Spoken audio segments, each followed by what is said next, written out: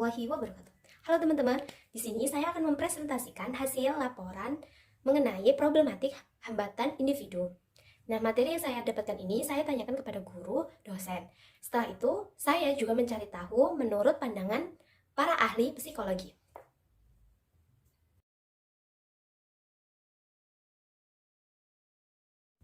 Sebelumnya, izin memperkenalkan diri, nama saya Emilia Dia Safitri dengan NPM 21130019, mahasiswa program studi bimbingan dan konseling semester 3. Sebelumnya, saya akan membacakan CV narasumber kita pada pertemuan kali ini. Yang pertama yaitu Bapak Andika Ari Saputra yang beralamatkan Kelurahan Margorejo Metro Selatan Kota Metro.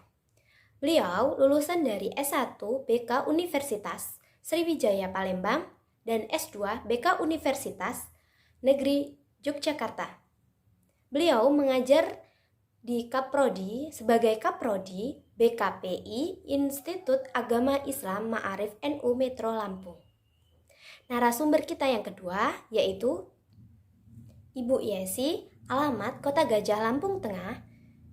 Beliau lulusan dari S1 BK Universitas Muhammadiyah Metro dan sekarang mengajar di SMA Negeri 1 Seputih Raman.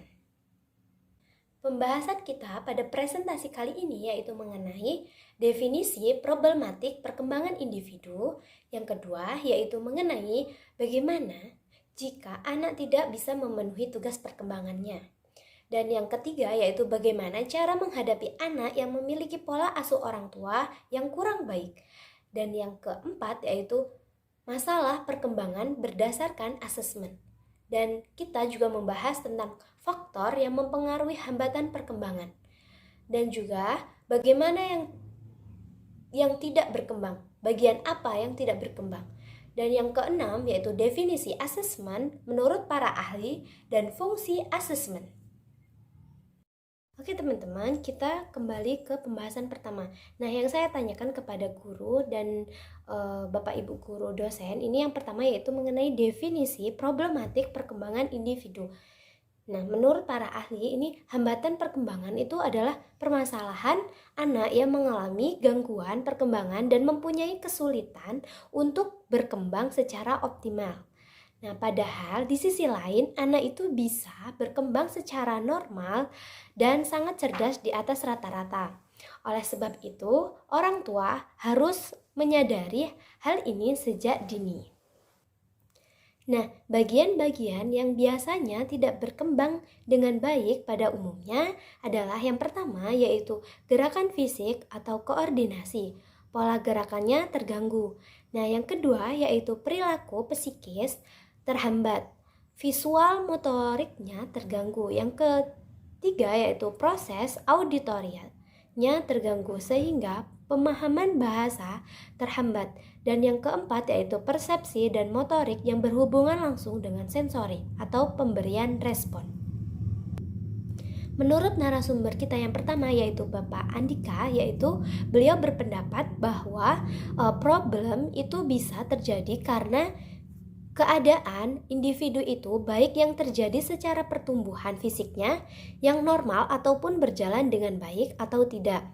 Lalu psikisnya juga sama banyak sekali yang menjadi hambatan perkembangan individu sehingga ketika sudah mendekati fase remaja, akhir atau dewasa akan mudah sekali terpengaruh atau emosinya tidak terkendali sehingga akan menimbulkan problem dan problem itu akan sangat berpengaruh terhadap perkembangan masa-masa mendatang. Yang dikhawatirkan ketika masa-masa emas, masa-masa perkembangan anak, sekolah itu nanti sesuai dengan bimbingan dan konseling, tidak bisa memaksimal khawatirnya masa perkembangan sehingga anak tidak bisa mandiri. Menurut narasumber yang kedua yaitu Ibu Yesi, beliau berpendapat bahwa definisi problematik perkembangan individu yaitu kesenjangan perubahan progresif yang terjadi sebagai akibat dari proses kematangan dan pengalaman. Oke teman-teman, kita lanjut ke pembahasan yang kedua. Nah, yang saya tanyakan yaitu bagaimana jika anak tidak bisa memenuhi tugas perkembangannya. Contohnya pada mahasiswa apa yang terjadi dan bagaimana Bapak atau Ibu ini menyikapinya. Nah, menurut Bapak Andika, narasumber kita yang pertama, itu terdapat di manajemen dalam dirinya yang sangat berpengaruh sekali terhadap terbentuknya pola pikir, perbuatan, pengalaman, dan apa-apa yang terjadi di lingkungannya, baik di keluarga, masyarakat maupun di kampus ataupun sekolah, itu sangat berpengaruh. Nah, jika ia mampu untuk manajemen dengan baik, maka semua potensi yang ada pada dirinya akan mudah dikembangkan. Jika sebaliknya, perlu pendampingan khusus terkait terhadap orang yang terdekatnya, sahabatnya, ataupun bisa konsultasi kepada konselor ataupun psikolog.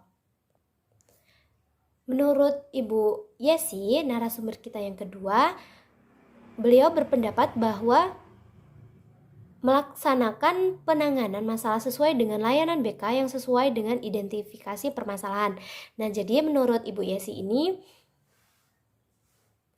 bagaimana jika anak tidak bisa memenuhi tugas perkembangannya, beliau melakukan penanganan dengan layanan BK yang sesuai dengan apa sih anak ini mengalami tugas perkembangan yang tidak terselesaikan di bagian mana, seperti itu.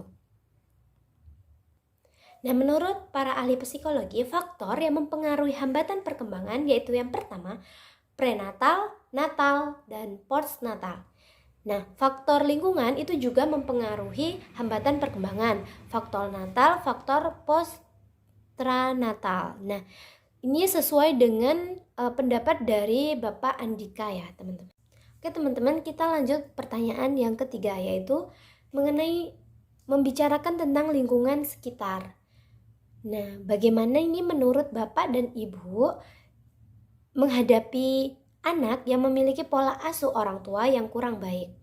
Nah, Bapak Andika menjawab, anak-anak cenderung mempunyai ciri-ciri atau keinginan yang terkadang membuat orang tua tidak setuju karena perkembangan zaman. Oleh karena itu, perlu adanya diskusi dan adanya komunikasi yang baik antara anak dengan orang tua. Nah, misalnya dalam ketika makan bersama, duduk bersama, itu sangat penting. Sehingga pola asuh tidak timbul begitu saja, apalagi terkait pola asuh yang kurang baik, bisa diminimalisir. Nah, kalau menurut Pak Andika ini, teman-teman, cara agar meminimalisir pola asuh orang tua yang kurang baik itu dengan kita duduk bersama dengan orang tua, makan bersama. Nah, itu salah satu cara untuk meminimalisir.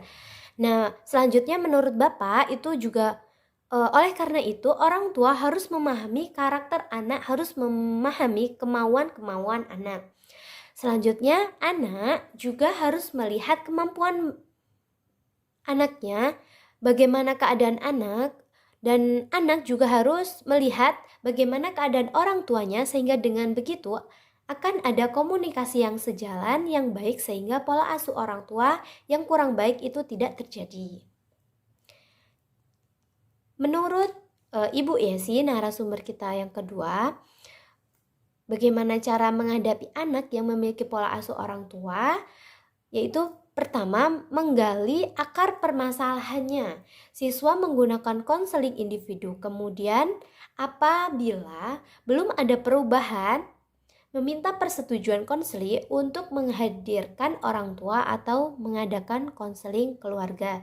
Jadi kalau menurut Ibu Yesi ini, teman-teman langsung ke konseling individu terlebih dahulu. Nah, kalau tetap permasalahan yang belum terselesaikan, meminta persetujuan untuk menghadirkan orang tua.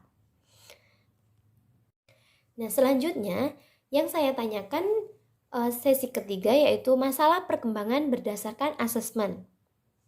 Nah, masalah perkembangan berdasarkan asesmen itu seperti apa? Nah, menurut Bapak Andika, beliau berpendapat untuk masalah perkembangan itu biasanya dikriteriakan dulu perkembangannya yang seperti apa. Lalu ketika sudah mendekati fase perkembangan, baik balita, anak-anak, remaja, dewasa, lansia, itu harus dikategorikan terlebih dahulu. Sehingga setelah itu akan muncul hal-hal seperti apa yang terjadi pada individu tersebut.